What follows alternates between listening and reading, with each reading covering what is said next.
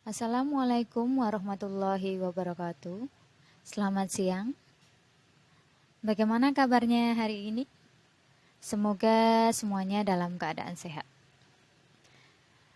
Pada video kali ini, saya akan menjelaskan mengenai materi usaha sarana pariwisata.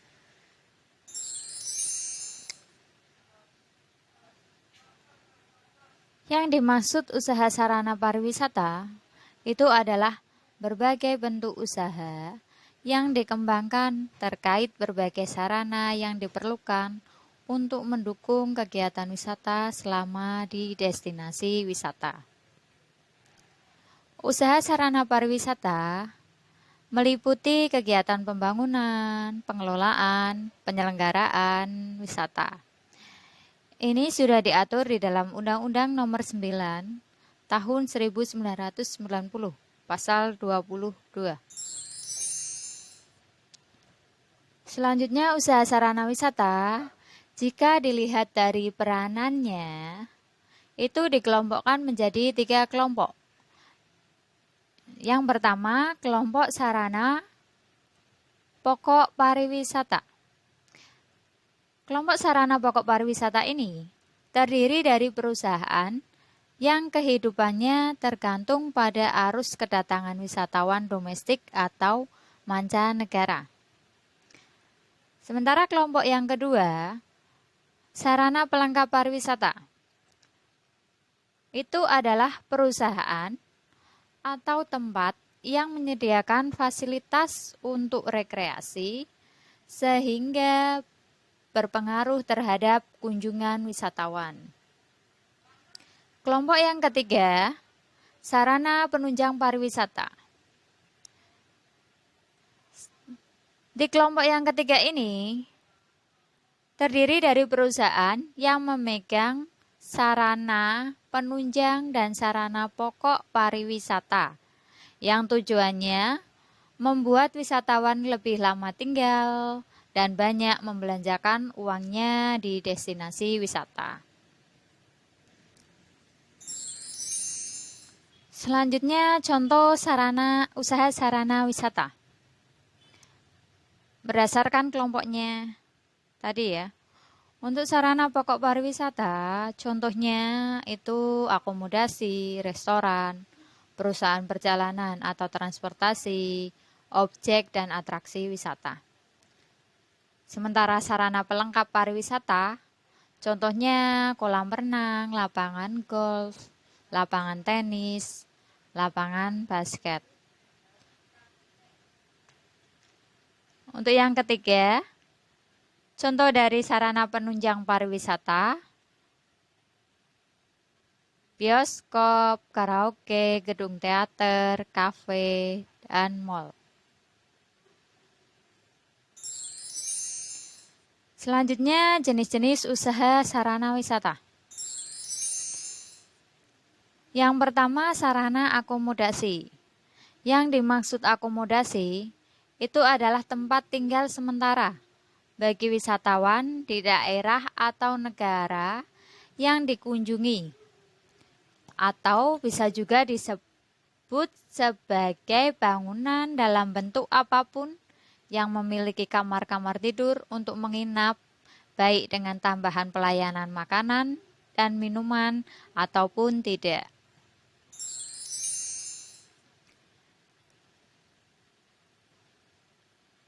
Akomodasi berdasarkan fasilitasnya dikelompokkan menjadi akomodasi yang menyediakan fasilitas dan pelayanan makanan, dan akomodasi yang tidak menyediakan fasilitas serta pelayanan makanan.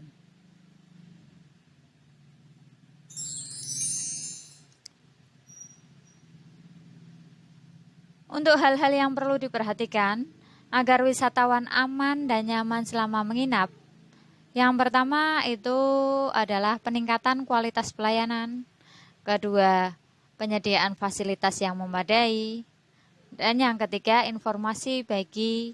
penyediaan informasi bagi wisatawan. Ini contoh jenis-jenis akomodasi. Di antaranya hotel, motel, bumi perkemahan, penginapan remaja, losmen, homestay, guest house, bungalow, cottage, inns, city hotel, transit hotel, resort hotel, mountain hotel, dan beach hotel.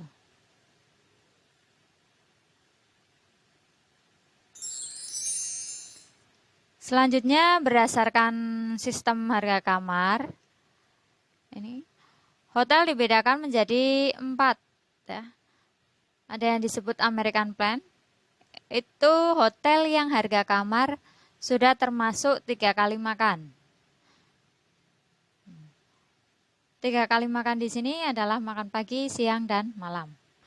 Kemudian yang kedua, Modified American Plan. Ini adalah kelompok hotel yang harga kamarnya sudah termasuk 2 kali makan, yaitu makan pagi dan siang ataupun malam. Kemudian European Plan. Ini adalah hotel dengan harga kamar tidak termasuk makan. Yang terakhir Continental Plan. Adalah hotel yang harga kamarnya sudah termasuk sarapan pagi.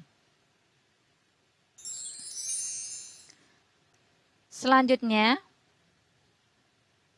jenis-jenis usaha yang kedua, usaha sarana wisata yang kedua adalah restoran.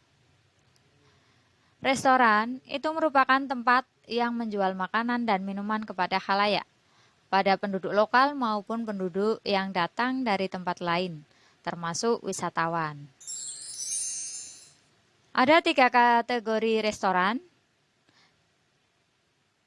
yaitu formal dining room, informal dining room, dan special restoran. Formal dining room itu restoran dengan kelas tinggi. Ini dibuat khusus untuk orang-orang tertentu. Kemudian informal dining room itu restoran yang berada di hotel dan tamu yang dilayani tidak terlalu formal. Contohnya cafe shop, cocktail, dan tavern. Kemudian yang ketiga, special restoran. Special restoran ini adalah restoran yang berada di hotel yang menyediakan makanan dan minuman khusus. Contohnya, restoran Jepang itu hanya menyediakan makanan Jepang, kemudian restoran Cina, Korea, dan lain-lain. Selanjutnya, jenis usaha sarana wisata yang ketiga itu adalah perusahaan perjalanan. Perusahaan perjalanan ini menawarkan usaha jasa. Ya.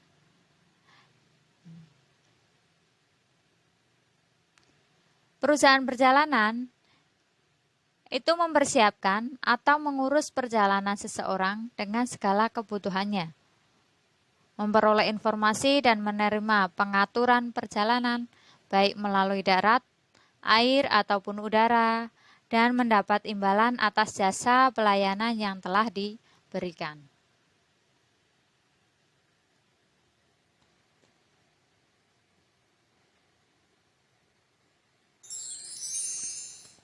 Selanjutnya jenis perusahaan perjalanan wisata. Itu ada biro perjalanan wisata, cabang biro perjalanan wisata, dan agen perjalanan wisata. Jenis usaha sarana wisata yang keempat itu perusahaan jasa angkutan atau transportasi wisata. Jasa angkutan atau transportasi wisata merupakan alat angkut yang digunakan manusia saat melakukan perjalanan wisata. Jenis sarana transportasi ini bisa transportasi udara, laut, atau sungai, dan darat. Kawasan wisata atau objek dan daya tarik wisata. merupakan suatu bentuk aktivitas dan fasilitas yang berhubungan yang dapat menarik minat wisatawan atau pengunjung untuk datang ke suatu daerah atau tempat tertentu. Jenis objek dan daya tarik wisata. Wisata alam, contohnya gunung, danau, pantai, dan lain-lain. Kemudian daya tarik wisata sejarah, contohnya candi, museum, bangunan bersejarah, dan lain-lain. Kemudian yang selanjutnya, daya tarik wisata budaya, contohnya tarian, adat istiadat, musik tradisional, dan lain-lain. Sekian yang dapat saya sampaikan dalam video hari ini. Semoga bermanfaat. Terima kasih.